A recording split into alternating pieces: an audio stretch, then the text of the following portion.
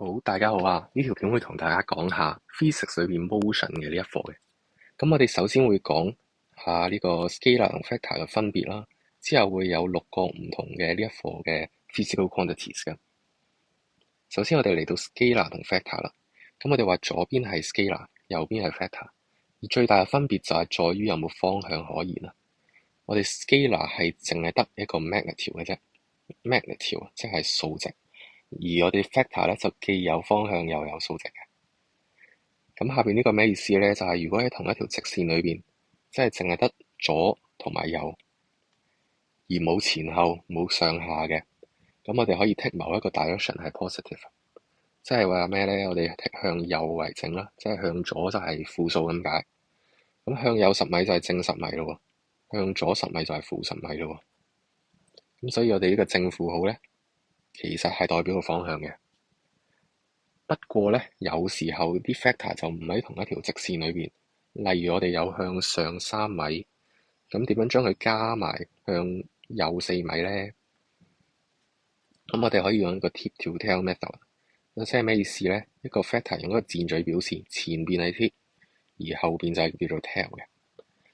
咁我哋呢個方法咧，就係將某一個 vector 嘅 tip 同另一個 vector 嘅 tail 黐埋一齊，就變成咁樣樣。而兩個嘅 vector sum 咧，就係將第一個嘅 tail 同最尾一個嘅 tip 咁樣去連埋一齊。咁我哋嘅數值係咩咧？我哋睇長度啦。長度因為呢度係直角嚟嘅，所以我哋用畢氏定理可以計到係5米。而方向咧，我哋可以計呢個 theta 嘅，因為一個 tangent theta 咧係4/3㗎啦。咁可以知道 theta 係等於幾多度。好，咁呢個 tip to tail method 就係咁多嘅啫。我哋嚟到一個 time 啦，第一個嘅 physical quantities。咁時間我哋用乜嘢單位表示咧？我哋最常用係用秒啦。而我哋有唔同嘅其他嘅單位可以表示到時間嘅。咁例如係分鐘啊，例如係小時啊，例如係年啊等等。而時間冇方向咧就冇嘅。咁所以我哋冇得話一個叫做向左10秒，向右10秒。所以時間係一個 scalar，唔係一個 vector。咁去到第2同第3個啦，係一個 distance 同埋 displacement 啊。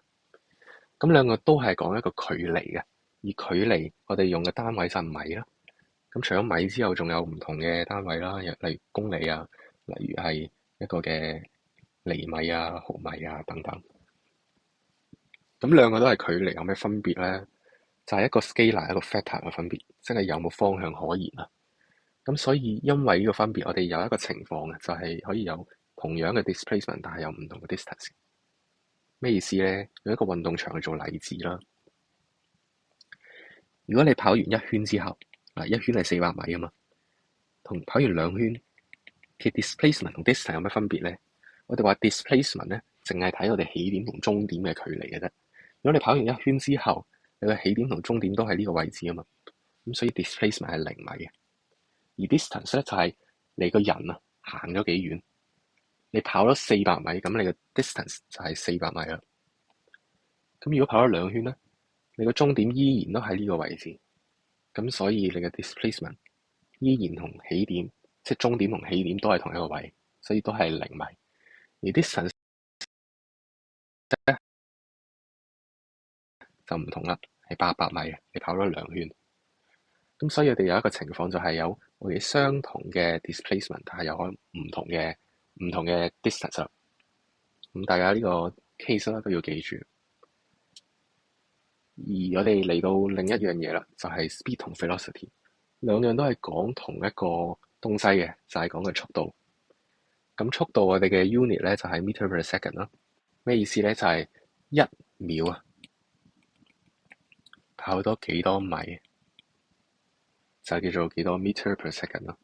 而除咗呢個單位之外，我哋仲有另一個常見嘅單位，就係 km per hour，即係1小時跑咗幾多公里咁解啦。OK，咁呢兩個單位大家要識得轉換嘅，而下邊會做一個例子俾大家睇。咁 speed 同 velocity 我哋有分兩樣嘢嘅，一個就係睇全程啊，睇全程我哋叫做 average speed 或者 velocity， 而睇其中一刻咧，我哋就叫做 instantaneous speed 或者 velocity。咁 speed 係一個我哋叫做 scalar 啦，而 velocity 就係一個 factor。咁首先講 average 嗰個先啦。咁 average speed 咧就係我哋用翻 scalar 嘅一個 distance 除翻 time， 就係我哋全程嘅平均速度啦。咁如果係 average velocity 咧，就係用翻 factor 嘅 displacement 除 time 啦。OK， 咁就係我哋嘅 average velocity 啦。咁我哋如果 instantaneous 就係咩意思咧？就係呢一刻我哋跑得幾快。咁如果大家跑400米嗰陣，你可能一開始係跑得快啲嘅，最尾因為你攰啦，所以就跑得慢啲。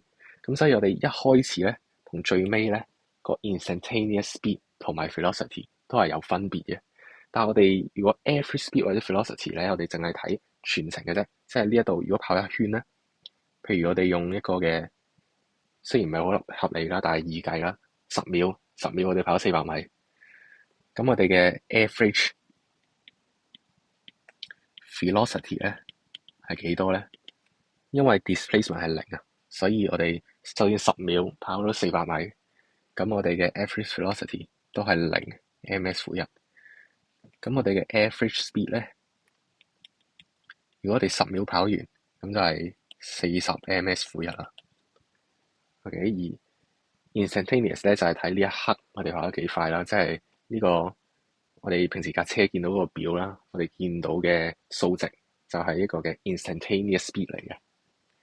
咁我哋呢度見到啦係106，咁我哋用呢個做例子去睇下點樣轉單位啦，由 km/h 變成 ms/1。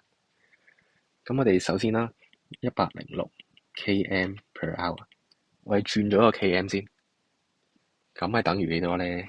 就係106,000 m/h， 我哋由 km 變成 m， 咁之後我哋再改呢個嘅 hour 咯。咁點改咧？我哋話1小時喺呢個106,000 meter/hour 裏邊嘅意思，即係1小時我哋行咗106,000咁多米。咁1秒我哋行咗幾多咧？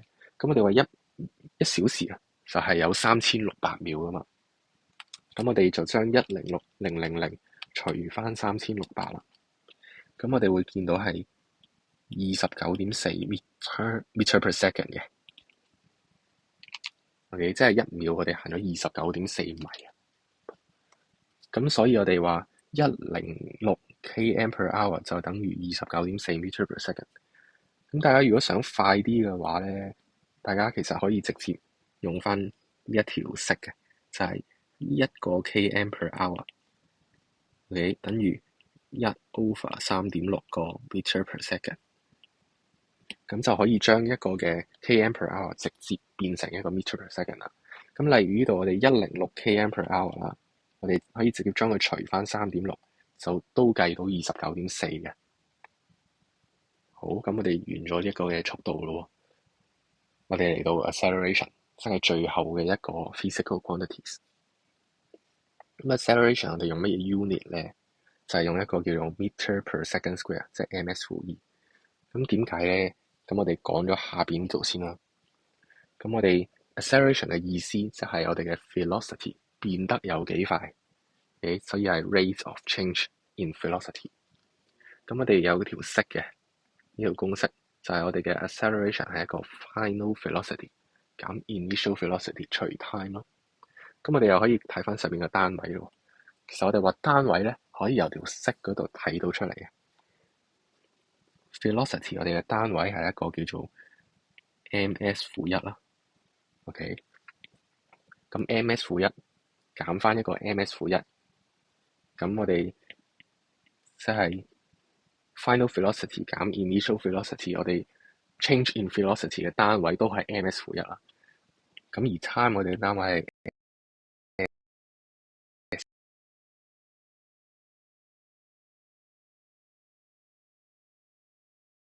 second。咁我哋 ms/1 除 s 就係變咗一個 ms/2啦。咁所以我哋話 acceleration 嘅單位就係 ms-2。咁 rate of change in velocity 其實點解咧？我哋用下邊一個例子去同大家講下。咁呢個咧就係一個嘅 velocity 嚟嘅，呢個就係一個時間嚟嘅。咁我哋點樣睇咧？我哋話呢個係一個叫做 uniform acceleration 啊，即係你見到咧呢度每一秒都係加咗2個 ms-1嘅。咁所以我哋話 acceleration 咧係一直都係 constant 嘅，係 uniform 嘅。咁我哋睇下啦，呢度我哋用翻上面條式啦，就係 final velocity 減 initial velocity 除 time。咁所以係一個6啊減0除翻時間啦，就係4減1。咁我哋可以計到係2個 ms-2嘅。咁呢度都係啦，我哋可以將 final velocity 啦就係-3減翻 initial velocity 就係-6除翻 time 就係4減1。咁可以計到咧就係一個-3 ms-2。咁最尾呢個啦 final velocity 減 initial velocity 除翻 time 係0 ms-1嘅。咁你見到啦 acceleration 係可以有正數啦，可以有負數啦，亦都可以係0嘅喎。OK， 咁呢個叫做 rate of change of velocity。OK， 而因為佢係 velocity 啦，而唔係 speed 啦，所以我哋話 acceleration 其實係一個 vector 嚟㗎。咁所以我哋先至會有一個嘅正數啦，同埋一個負數。OK， 係 vector 先至可以咁樣做嘅。咁所以啦，呢個就係我哋嘅 acceleration。咁所以我哋就完咗呢一